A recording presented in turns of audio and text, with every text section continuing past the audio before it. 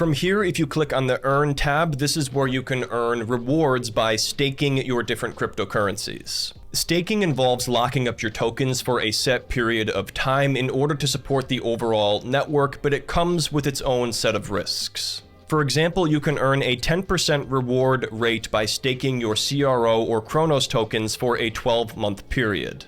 There are separate terms and conditions that you have to agree to for Crypto Earn. In addition, it mentions that you will be unable to withdraw the principal or the amount of crypto that you deposit for the duration of the fixed term. For example, if you decided to stake your CRO tokens for a 12-month period, you would not be able to get those tokens back until those 12 months are up, so you have to make sure that you are comfortable with that before getting into this. It also mentions at the bottom that crypto assets are not legal tender and are not backed by any government and not insured by the FDIC or SIPC, so you should also be fully aware of that before staking cryptocurrencies. For all of those reasons, I don't personally get involved with crypto staking, but you can make your own decision about this after reading more into it yourself and understanding those risks involved.